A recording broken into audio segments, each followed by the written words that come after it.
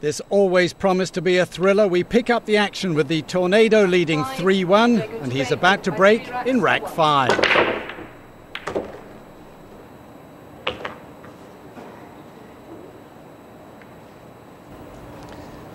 No friends at the table this time.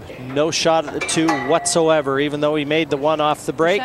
Tony is going to be pushing. He's already nominated.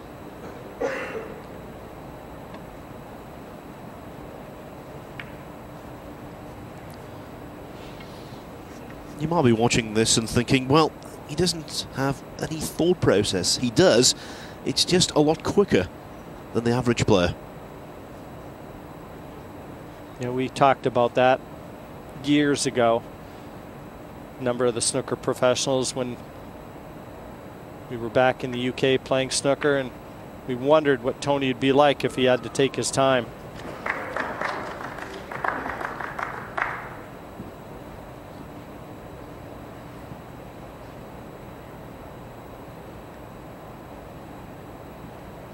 He's just trying to swerve around the edge of this.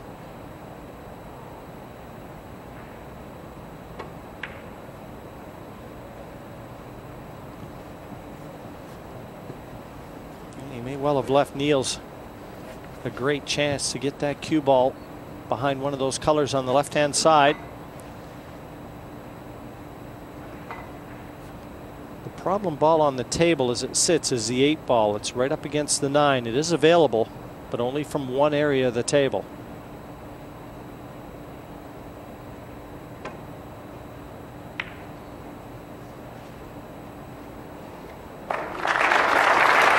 And that's a great shot from Feijen. And it's bottom a chance. Ball in hand. Start the clock.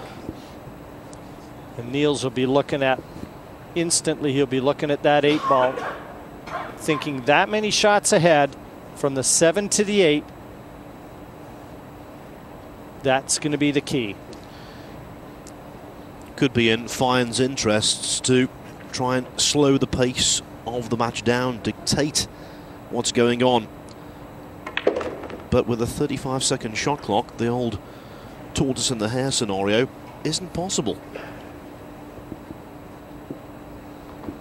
Well, to this point, I also think it's fair to say that Niels has been his own worst enemy. He's had a couple chances, but to try and slow the match down from your chair, impossible, and that's where he spent the bulk of this match to this stage. The 3-1 score that Drago enjoys.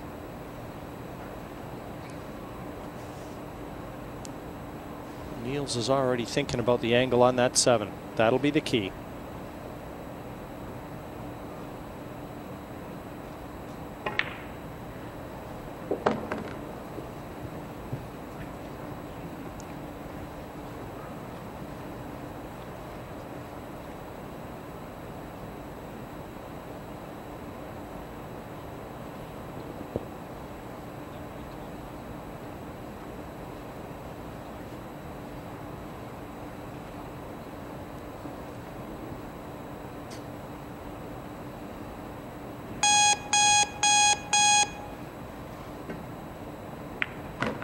He's elected to play the long 7, roll it down into the top right corner. It looks like he's got the angle to follow through with that cue ball. He's showing you with his cue tip exactly where he wants to leave it, and that looks pretty good from that camera angle.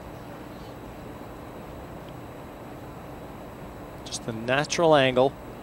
Take the cue ball right down to the left-hand side of the table.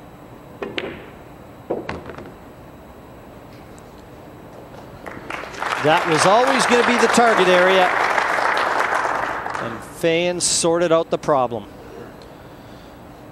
Yes, and that excellent snooker has paid rich dividends.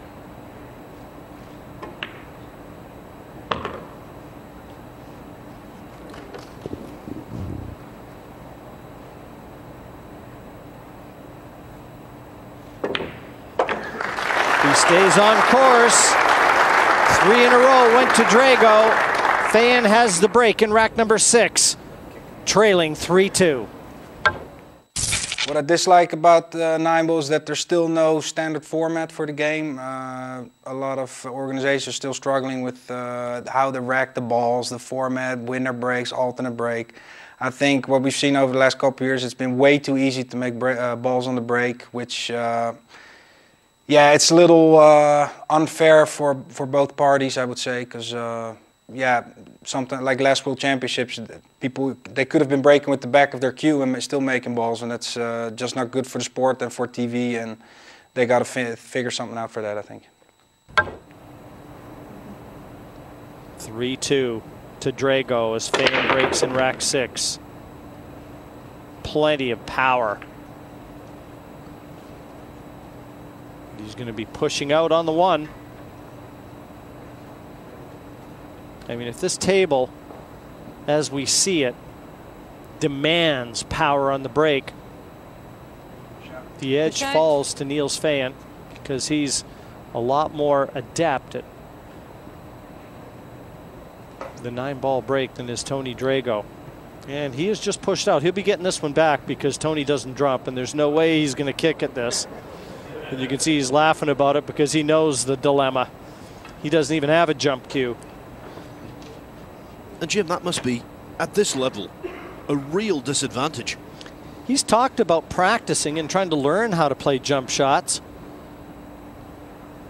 I guess it just hasn't come yet.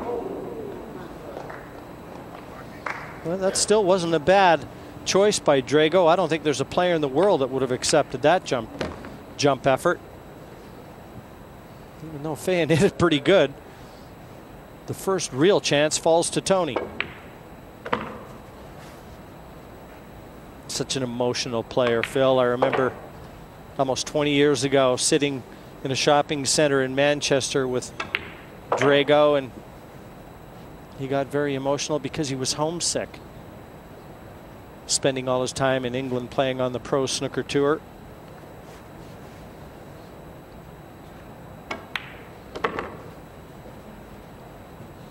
Well, I think his emotions and I think his style of game are ideally suited to 9-ball.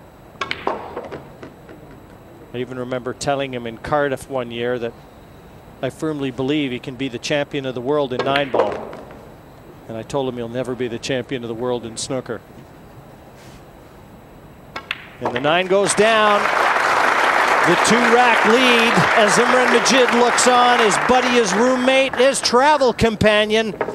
And Imran trying to pull Tony over the finish line to join him in the last 8.